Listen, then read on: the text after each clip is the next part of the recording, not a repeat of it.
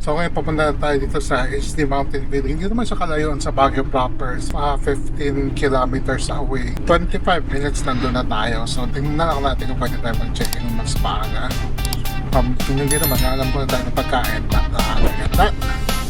Tara na, biyahe na, kasama si Pido sa bagong adventure. Welcome to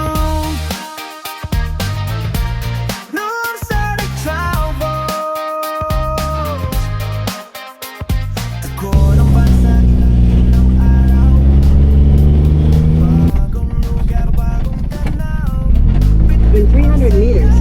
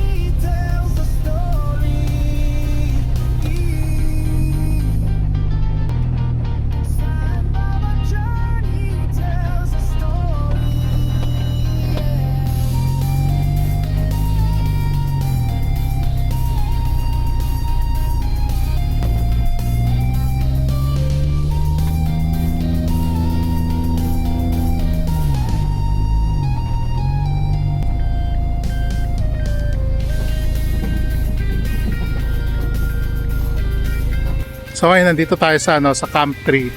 Yan. Dito na tayo magse-set up yung tent natin facing that way para yung kitchen natin dito rin sa likod. Diba? So dito na lang tayo magse-set up ng awning. Diyan. Dito yung pinaka-tent natin. Diba? So si Kyle medyo pagod din. So ako na lang magse-set up. So sige, simulan na natin. Right now, your exquisite kiss still burning. Didn't know I missed this passion in life. Now I'm addicted somehow. Let me tell you what is up with your smile? It's impossible, not melting, irresistible. When I look through your eyes, not even sky's the limit.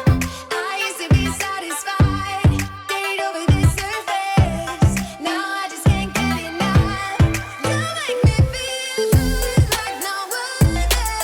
I just want everyone to see what I've discovered. And when I'm with you, I go higher. You lift me up, now I can see so much farther. So ito nga mga sir, tapos na tayo mag-set up. So ito nga yun yung queen size bed natin. Dito yung mga black bag natin. Well, ito yung IGT table natin. Pero papalitan na natin yun kasi may na-order tayo. Dumating lang yun pero nakalis na tayo puntang Baguio. So pumili tayo ng mas maliit na na nature hike na 12 liters lang kasi saktong-sakto lang siya. So ito, lahat ng mga kitchen utensils natin, lahat nandiyan na.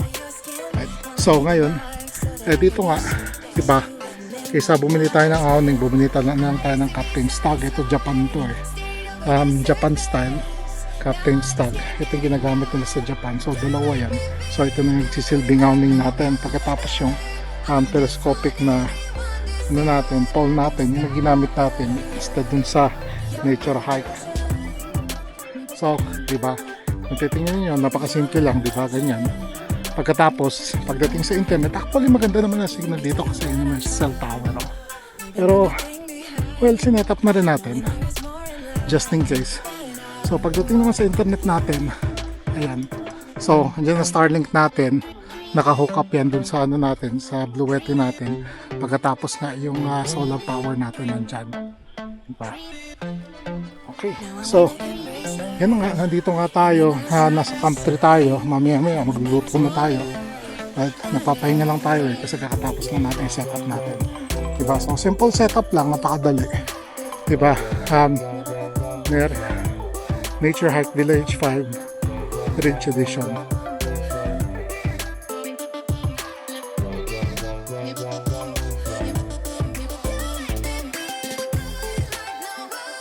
Ay, tapos din lahat, nakapag-setup na medyo umuulan-ulan. Kapag palipad na tayo ng drone, medyo tinabi-tabi muna natin mga gamit natin, mga upol na natin doon. Yung lamesa natin, nilagay natin doon. Saka dito, parang secure natin kasi ba medyo sumasama ng panahon eh. Titingnan nyo, ayun o. Yan, so umuulan muna ng konti, lakas ng hangin. Well, at least tapos na tayo mag-setup. Umulan man siya, well, at least okay na, di ba? Naka-ready na tayo.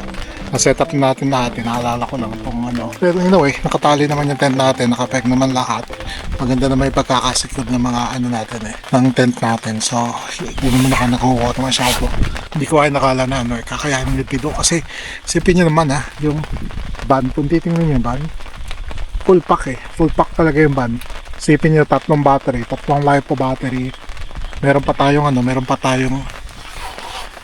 refrigerator sa loob, 24 oras. Diba? Plus ito, binaba natin yung aircon kasi hindi naman natin masyadong ginagamit kasi hindi naman siya kainitan. Kanina oo, may init kapag nag-setup ka, pero pagkatapos yan, pag nasa lilim ka na, hindi na, okay na, masarap na.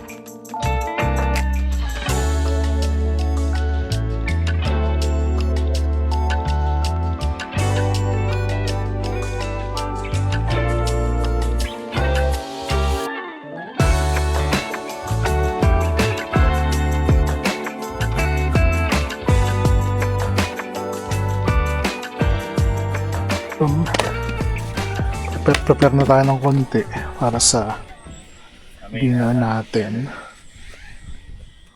Okay, maaraw na ulit.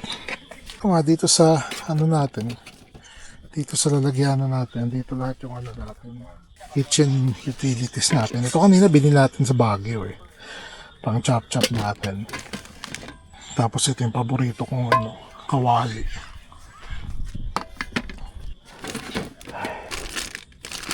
So, yan, maluluto natin mamaya. Ganyan, magsasaing tayo. Actually, makapagkape muna. Yes.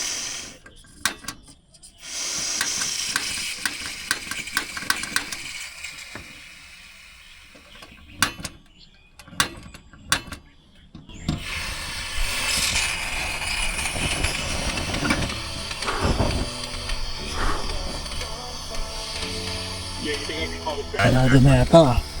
Baka paubos natin yung butane. Pero, busin na lang natin.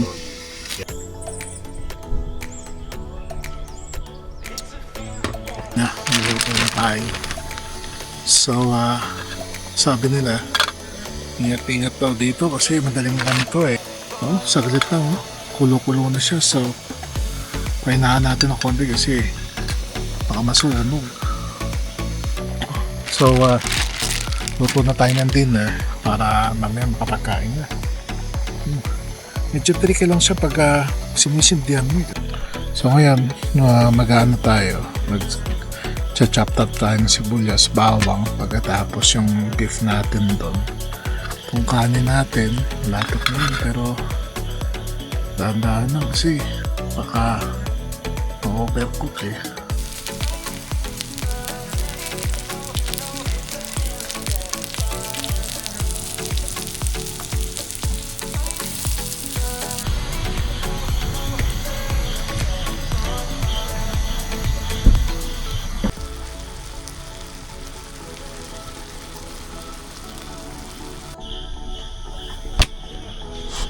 Gawit?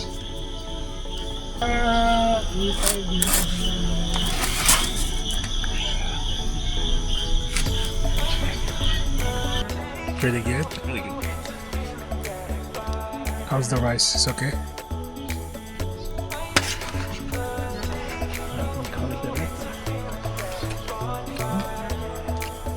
It's not bad.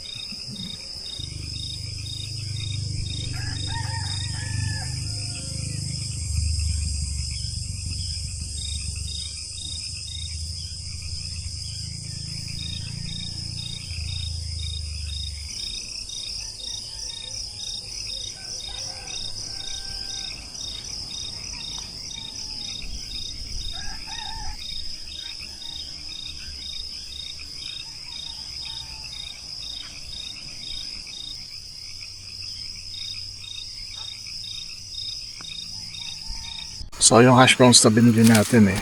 Kasi mas maganda sana ito kung bake pero wala tayong pang bake eh. Pero okay na to. Mura lang naman ito bilhin natin sa SM. So fry na lang natin para medyo extra crispy siya.